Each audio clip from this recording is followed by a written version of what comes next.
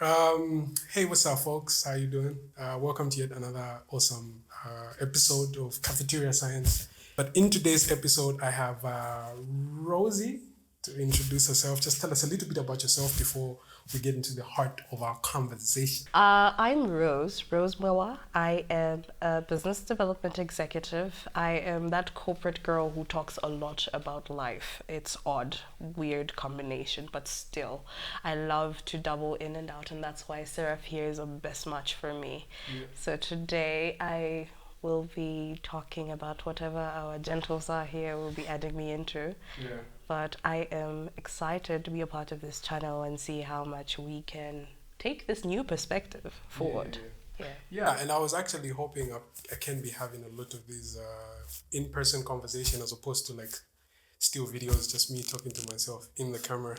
So what I wanted to talk about today is basically the utility of religion. I know we do a lot of poking holes and shooting down religion, trying to talk it down and critique it in an academic and philosophically informed manner. But in today's episode, I opted to do something a little bit more different. So when we talk about the utility of religion, I think what we want to bring out in this conversation is some of the things that I feel are lacking in secular societies as well as secular circles, people that don't believe in God.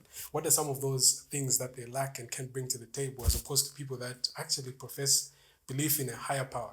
So maybe to start off, I would like to start on a place of soft consolation. So what do you feel lacks in a secular worldview if we compared it to somebody that actually professes belief in a God? Let's be honest, the world is cold and lonely. Yeah. You get to a point where, I was laughing at how we move from staying in the confines of our parents' house, knowing that it's dinner time at a specific time. You get to argue with your siblings, your parents about not wanting to do chores, things like that. Yeah. And then all of a sudden you're alone in a big house or a small house, whatever it is, you're alone in that space. And now you have to deal with having those conversations with yourself and probably even arguing with yourself. And there's times when life gets really hard and you might not be in touch with family and you don't really know where to turn to. And when you're weak, I love this saying where I say when you're weak in your knees, and of course it's quoted by somebody else, but I don't know who they are. But if you're weak in your knees, take it to the hills. And if you cannot take it to the hills, take it to your knees. And this is something that I have heavily appreciated at times because you come to realize that society is harsh. Yeah. Life is harsh, and there's times there's nobody that can solve your problem. There's nothing that can solve it, and you need a basis of something to believe in. Yeah. That's the moment you appreciate religion. And you've just your comment just kind of reminded me of something interesting I'd like us to caveat into before we get into the heart of the question I asked. So I suppose you are not really religious. No, wow, this is my first time saying this so publicly, I don't think. I am Or I maybe- am not traditionally religious. Yes. But at some point you were. At some point I was. So how did it feel? Like how did the jump feel from like It was hard. It was That's the painful. experience of it. I think something that actually that's a great question, and I think it's time I talked about it because so many people know this story, but then it's like something we don't talk about. So this was probably the hardest part of my life because it happened so early in my life. I think I was 13 when it happened. And so when you're used to conforming to a certain lifestyle, you know that Monday is post church because Sunday is church, then Monday is post, and then I should say I was Jehovah's Witness. So Sunday we went to the Kingdom Hall, and then Monday I'm thinking Tuesday is the Kingdom Hall again or Thursday. So I'm doing something in between, and by Thursday I'm thinking of Saturday because it's a field service, and then the days roll on like that. And so having had this niche and this, schedule brought forward and this feeling of belonging and a home and whatnot, and then being uprooted from that because of whatever happened. We know how the Jehovah's Witness system works. We have the disfellowshipping system. And when that happened, I remember the first year I was very positive. Yeah. because I said I was wrong, and I'm willing to go down the road of change and growth. Well, change was already made, but then I understood I had to be punished for my sins. I always thought of it as prison. Like, you know, you have to do your time. So I was like, I'm doing my time, and that's okay.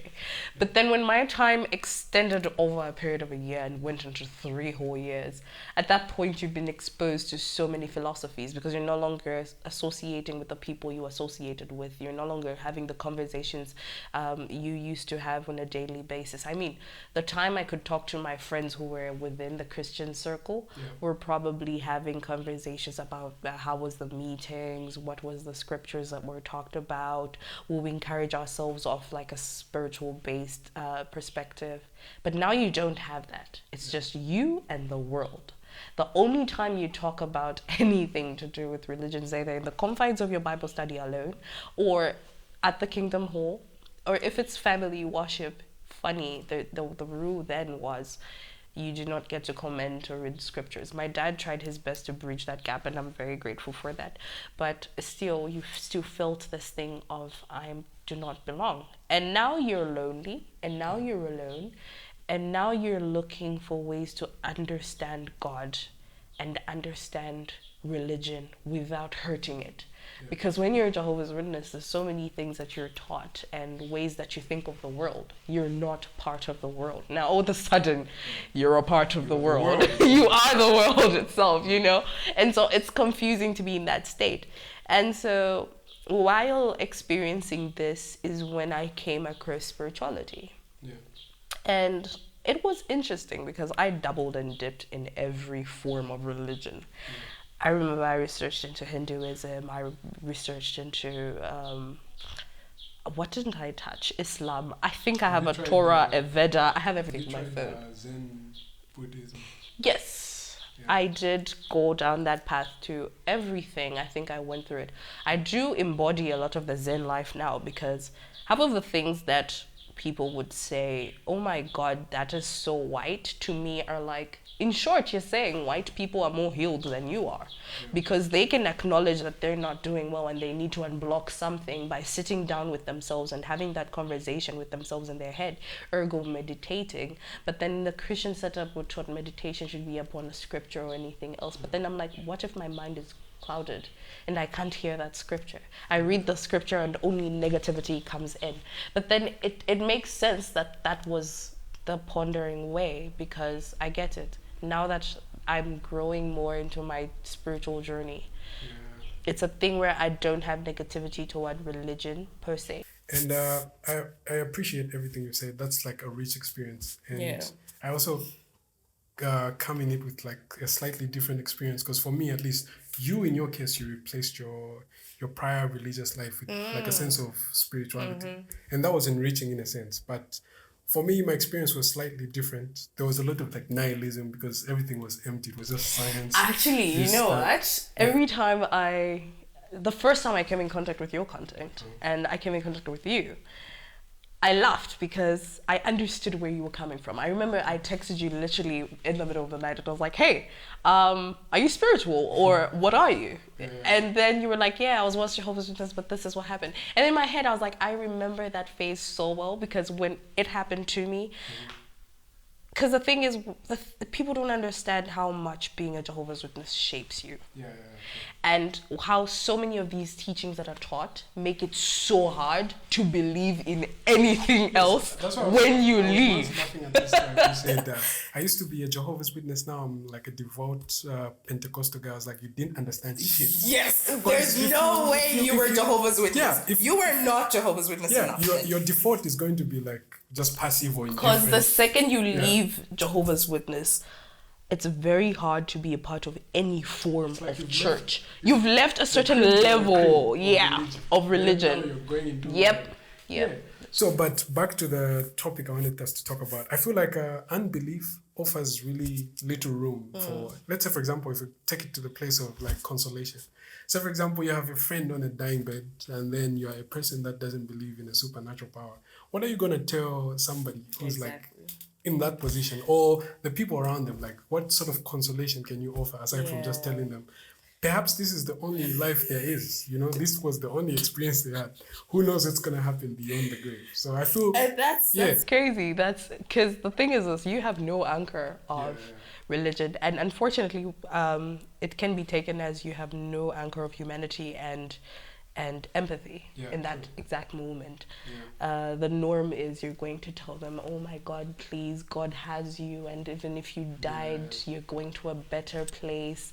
And so many people are like, okay, that's the way. And I get it, because humans, we need something to fall on.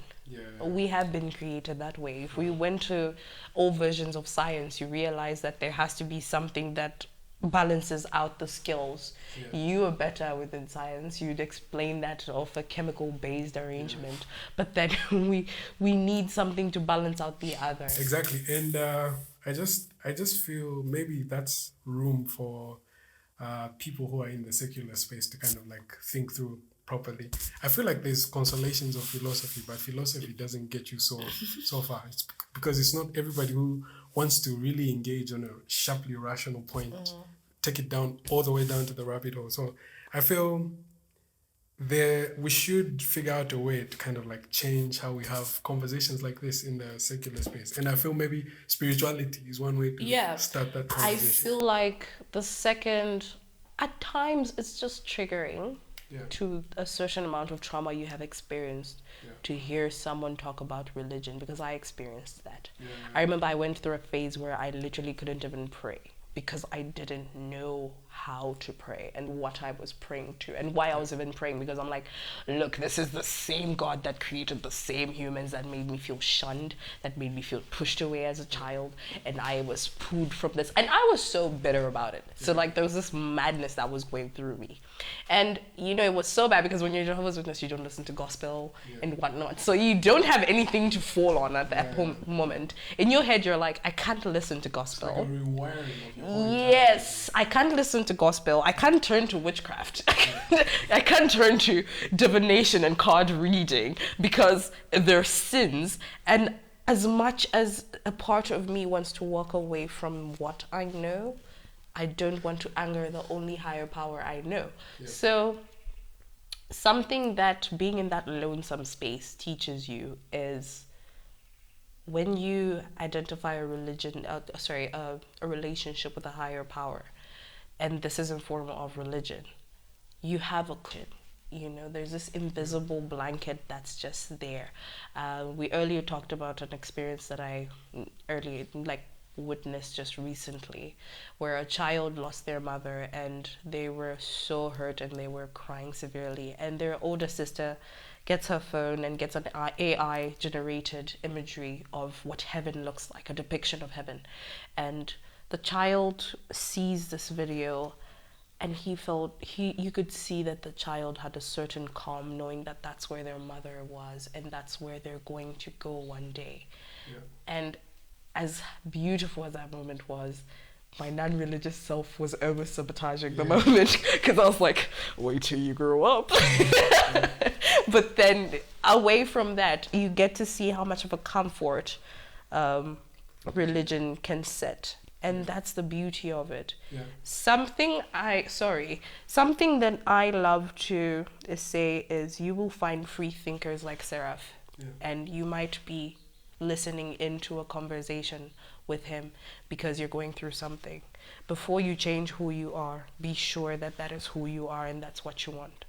Because giant leaps and steps as becoming atheist or becoming spiritual or becoming omnist, they're very confusing. There'll be times you don't know where you stand, and there'll be times you'll be frustrated because you need support. So I feel one of the good parts of religion is they offer community. And within community means you have people you can talk to and people you can confide in, and if you need it, a prayer always goes a long way, even for weird people like us. Which kind of reminds me, I had a conversation with a friend once. Not even once, we've been having back and forth, talking about religion, God. So she reached the point where she was like, everything you've told me is like intellectually coherent, it makes so much sense. But after you strip out the religious foundation, what are you going to put there? What's there to put, you know? So I felt the point she was trying to drive home is, I can make sense of everything you're saying. I can abandon organized religion altogether, but I don't have anything to fill that void. Yeah. And I feel that's the biggest thing that's lacking in all these intellectuals. In my book, The Mental Chronicles. Do you actually have a book? Yes, I do. So the title of the book is The Mental Chronicles. It's a book that has a collection of different pieces of wisdom I have collected over the years through experience and things like that. In the book, I get to a point where I talk about the man. And I say a man is a collection of a boy, a beast, and forming a man. So the boy is the part of you where you're young, you're shaped by your family, you have love, you have that wondrous adventure, the excitement for life. You don't see anything wrong. You know, there's times I remember my mom would tell me as a kid, they would tell me saying, oh my God, this is what's happening. And then I'd say, let's move to our house. And then they're like, but the house is not done. It needs a roof. And I'm like, but we can cut the grass and make a thatched roof. And then my mom will be like, but then how will we cook? And I'm like, we'll use a brazier. And then she's like, but what if we don't have a brazier? We use the trees and stuff. I always had an alternative. You know, I never saw a problem. I could push through it. And that's the boy, the excitement of life, the living, the solution. And then the beast is the part of you that has been traumatized. You experience things. You have rage, you have trauma, you have all of these negative components to yourself. But then when you get that, mix it with the boy, and then there's leadership, there's organization, the systemization, you come to understand so many things. And when they're well compatibilized, they create what we call a man. And when the man is born, then comes this higher form where he learns how to put both his loving side and his leadership side and put them together, and it forms a king. And so the concept there, or the discussion there, is at the end of the day, a man needs something to fall on. And this is not basically we're saying gender as in man, woman. We're just saying human beings, we need a place to go when everything is stripped off. Because there's days, I think there's time this didn't even happen too long ago, eh? Someone asked me, what do you actually want from life? And I was like, yeah, I know I'm very ambitious, but guys, to be honest, I just would love either, if it's not death, or just put me in a marriage and I'll be a full-time housewife. I got this. It's the organization that religion brings. Yeah, it's just the organization. There's even a quote, I think I might be butchering it, but it says something like, when God is dead, everything is permissible. Yeah. So some people feel like they practically won't have any moral compass whatsoever. Yeah. But I feel like I'm a living testimony. All of this stuff to me strikes me as like very unnecessary. Okay, let me not say it in a smart way.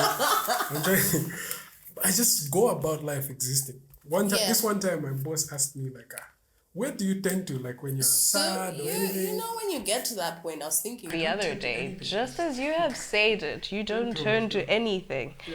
Within spirituality and like I don't feel the necessity to actually turn to something. Yes. Genuinely. So within, not because I'm trying to be a dick. It's away from yourself. Within the whole understanding of spirituality, I've come to learn. So we talk about how the mind is boundless and we ourselves are God. That's not a conversation I'm going to dive in because you're going to come for my head. Yeah. But in it comes the concept of living in the now. Yeah. And I wanted to understand you for the longest because I was like, should I delete this guy's number or keep it because he's a man of no base? But no base. That was base. It came off to a point where I realized that your power to live in the now is what so many people don't have. Yeah. We want to think about the future. We want to think about the past. And in turn, it dilutes us needing a place to fall on. The thing is, for you, you don't really have fall-on moments because you're not thinking of anything that will cripple your mind. It's just in that exact moment, like what is happening now? Okay, I don't have a 5-kwacha. Okay, great. How are we going to make a 5-kwacha? We don't know how to make a 5-kwacha. Great. Let's not think about it. On to the next thing. Yeah. That's basically you. But then at the end of the day, just because Seraph can do it doesn't mean you can do it too. Yeah. And there's times when you will... Yes, it comes with a lot of time and practice. Equally the same when it came to me. There's times when I will be that strong person, I will live in the moment, but there's times when I cannot do anything. All my chakras are everywhere saying everything. And I'm just like, hey, alright, We need a bit of Reroute. Before we close, though, I've noticed something weird and funny about people who say they're religious. They won't. They usually will fight a guy like me if I start like critiquing God. But when you look at their personal lives, they're so indifferent about religion. They don't remember the last day they went to a church. They're like super passive about everything that's religious. Yes. But at the back of their head, they feel like maybe they should come up to the defense if they find somebody who's Well, smart. it's a beautiful thing. All humans are narcissists. Don't think you're not narcissist. We're all narcissists in our own way, form, and shape. And why do I say this narcissist version of it? It's basically we're identifying the fact that the person who has an identity of themselves is better than us, who say we have something but we are hypocrites. So we all have a version of what is it called again? Imposter syndrome and narcissism within ourselves, because the imposter syndrome comes in off the fact that we ourselves know that there's something we're not doing. When I was tackling my imposter syndrome, I was like, girl, then there's something we need to sit down on table. But I never understood that that's how it was. I just thought it was a way I thought down on myself. And that's what happens in those Christians you're talking about. The thing is that they know they should be doing better. But now because someone of the opposing side is able to mouth what he is and what he's doing in the reality. And at times your subconscious recognizes what your conscious does not recognize. Just because you think inside you have accepted religion, but then you're not doing what you're doing, your inside you is seeing that you're not doing fine, you're not doing it right. So stop and pause. Whenever you feel negative towards something that someone has said, ask yourself, am I feeling bad about this because it is bad, or am I feeling bad about this because I don't have the guts to do it? Yeah, this conversation could go on forever, but I think it's only prudent for us to end it here because people have short attention spans and we have a lot of stuff to get to. 24th century. Yeah. So that was basically the utility. It's the of religion. 21st century, but I said the 24th, and that was deliberate. You understand why one day. But remember what they say: ignorance is bliss. What you Stay know dumb. is-